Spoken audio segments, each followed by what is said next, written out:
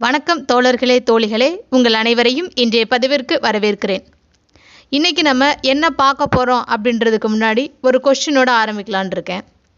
உங்களில் யாராச்சும் இந்தியாவிலேயே ரொம்ப ப்ரெஸ்டீஜியஸான ஒரு எஜுகேஷன் இன்ஸ்டிடியூஷன் ஐஐடி மாதிரி ஒரு இன்ஸ்டிடியூஷனில் படிச்சுட்டு மாஸ்டர்ஸ் நல்லா அப்ராடில் பண்ணி நல்ல பெரிய கம்பெனியில் கை நிறைய சம்பாதிக்கும்போது அந்த வேலை எனக்கு சாட்டிஸ்ஃபைடாக இல்லை, எனக்கு மனசுக்கு பிடிக்கல அப்படின்னு சொல்லிட்டு எத்தனை பேர் அந்த வேலையை விட்டுட்டு உங்கள் சொந்த ஊருக்கு உங்கள் சொந்த ஊர் என்ன ஆப்பர்ச்சுனிட்டி கிடைக்குதோ அதை வச்சு ஒர்க் பண்ணுவா? உங்களில் யாராவது அப்படி பண்ணுவீங்கன்னா கமெண்ட்ஸில் சொல்லுங்கள். பட் அந்த மாதிரி பண்ண ஒருத்தரை பற்றி தான் இன்றைக்கி நம்ம பார்க்க போகிறோம். அவரோட பேர் கிஷோர் இந்துக்குரி அப்படின்றவர். அவர் ஐஐடி காரக்பூரில் அவரோட யூஜி முடிச்சிருக்காரு. அவரோட மாஸ்டர்ஸ் அண்ட் பிஹெச்டி யூஎஸில் படிச்சிருக்காரு. ஸோ யூஎஸில் படிச்சுட்டு யூஎஸில் இருக்கக்கூடிய ஒரு பெரிய ஐடி கம்பெனி இன்டெல்ன்ற கம்பெனியில் அவர் ஒர்க் பண்ணியிருக்காரு. 6 years அங்கே ஒர்க் பண்ணியிருந்திருக்காரு. அந்த வேலையில் அவருக்கு ஒரு சாட்டிஸ்ஃபேக்ஷன் இல்லவே இல்லையா. அதனால் அவர் என்ன பண்ணிட்டாரு, அங்கே நல்ல லக்ஸரியாக வாழ்ந்திருக்காரு. அந்த லைஃப்பை விட்டுட்டு அவரோட சொந்த ஊரில் நம்ம சிம்பிளாக ஒரு லைஃப் வாழலாம், நார்மல் லைஃப் வாழலாம் அப்படின்னு சொல்லி டிசைட் பண்ணி அவங்களோட ஊருக்கு வந்திருக்கு. ஸோ ஊருக்கு என்ன மாதிரி பண்ணலாம் அப்படின்னு அவர் ரொம்ப திங்க் பண்ணுறாரு. ஸோ என்னென்ன ஆப்பர்ச்சுனிட்டிஸ்லாம் நம்ம ஊரில் இருக்குது அப்படின்னு எக்ஸ்ப்ளோர் பண்ணி பார்க்குறாரு. அப்போ தான் அவருக்கு தெரிய வருது, ஹைஜீனிக்காக அண்ட் நல்ல ஒரு சுத்தமான பால் இங்கே இருக்கவங்களுக்கு கிடைக்க மாட்டேது அப்படின்னு. ஓகே, ஏன் நம்ம இதையே நம்மளோட பிஸ்னஸாக எடுத்துக்கக்கூடாது அப்படின்னு டிசைட் பண்ணுறாரு. ஸோ அவர் என்ன பண்ணார், ஓகே நம்ம ஒரு பால் பண்ணி ஸ்டார்ட் பண்ணிடலாம் அப்படின்னு சொல்லிட்டு முடிவு பண்ணிட்டாரு. அவரோட பையன் சித்தார்த்தோட பேர்லேயே அந்த பால் பண்ணையும் ஸ்டார்ட் பண்ணிட்டாரு. அவர் பால் பண்ண ஸ்டார்ட் பண்ணப்போ அவர்கிட்ட 20 மாடுகளை வச்சு ஸ்டார்ட் பண்ணுறாரு. 2012 அவர் பால் பண்ணை ஸ்டார்ட் பண்ணுறாரு. இனிஷியலாக அவர் 1 crore இன்வெஸ்ட் பண்ணுறாரு. அதுக்கடுத்து 2 crore இன்வெஸ்ட் பண்ணியிருக்காரு.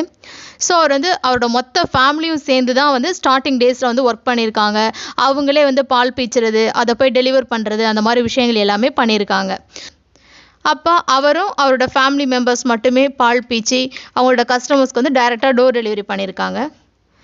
பட் கஸ்டமர்ஸ் இன்க்ரீஸ் ஆக ஒவ்வொருத்தவங்களும் போய் டெலிவரி உடனே கொடுக்க முடியாதுல்ல. அப்போ பால் கெட்டு போயிடும்ல. அதனால் ஃப்ரீஸ் பண்ணி அந்த மாதிரி டெலிவரி பண்ணியிருக்காங்க. 2018 அவரோட பால் பண்ணையிலேருந்து அரௌண்ட் 6000 கஸ்டமருக்கு அவங்க பால் டெலிவர் பண்ணியிருக்காங்க. அவங்க பால் பண்ணையில் வேலை செய்கிற டோட்டல் எம்ப்ளாயி பார்த்தீங்கன்னா 126 மெம்பர்ஸு. அவங்களோட annual turn over nearly 44 crore. இப்போது 2021 அவங்களோட பால் பண்ணை அரௌண்ட் 10,000 கஸ்டமருக்கு ஹைதராபாத் அண்ட் ஹைதராபாத்தை சுற்றி இருக்கக்கூடிய ஊர்களையும் அவங்க டெலிவர் பண்ணிகிட்ருக்காங்க பால். ஸோ அவங்க பால் மட்டும் டெலிவர் பண்ணுறது கிடையாது, சுத்தமான நெய், அதுக்கடுத்து கேர்டும் அவங்களோட ப்ராடக்டாக இருக்குது. ஸோ ரொம்ப இன்ஸ்பைரிங்கான ஸ்டோரி தானே. கண்டிப்பாக எல்லாத்துக்கும் ஃபாரின் போகணும், அங்கே நல்ல ஜாப் கிடைக்குன்றது நிறைய பேரோட ட்ரீமாக இருக்குது. பட் அப்படி கிடைச்ச வேலையை விட்டுட்டு இந்த மாதிரி ஒரு பிஸ்னஸ் ஸ்டார்ட் பண்ணி அதுலேயும் அவர் சக்ஸஸ் பண்ணியிருக்காரு அப்படின்னா கண்டிப்பாக அவருக்கு நல்ல ஒரு டிட்டர்மினேஷன் இருந்திருக்கும். நம்ம ஊரில் நம்மளால் சர்வே பண்ண முடியும் அப்படின்ற மாதிரி ஒரு டிட்டர்மைண்ட் அவர் இருந்திருப்பார். அவரோட டிட்டர்மினேஷன் தான் இந்த மாதிரி சக்ஸஸ் அவர் ரீச் பண்ணுறதுக்கு ஹெல்ப் பண்ணியிருக்கு அப்படின்னு சொல்லலாம்.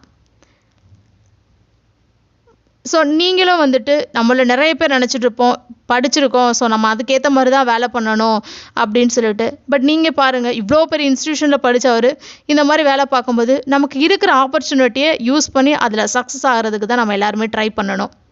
நான் படிச்சிருக்கேன், இந்த வேலைக்கு தான் போவேன், இந்த வேலைக்கு போக மாட்டேன் அப்படின்னு சொல்லிட்டு இருந்தோம் அப்படின்னா கடைசி வரைக்கும் நம்ம அப்படியே இருக்க வேண்டியதான். ஸோ இந்த சேனலில் போடுற கண்டென்ட் உங்களுக்கு பிடிச்சிருந்துச்சு அப்படின்னா லைக் பண்ணுங்கள், ஷேர் பண்ணுங்கள், கமெண்ட் பண்ணுங்கள், மறக்காமல் சேனலை சப்ஸ்கிரைப் பண்ணுங்கள் அண்ட் அந்த பெல் ஐக்கன் கிளிக் பண்ணுங்கள். அப்போ தான் உங்களுக்கு எல்லா வீடியோட நோட்டிஃபிகேஷன்ஸும் வரும். Thank you friends.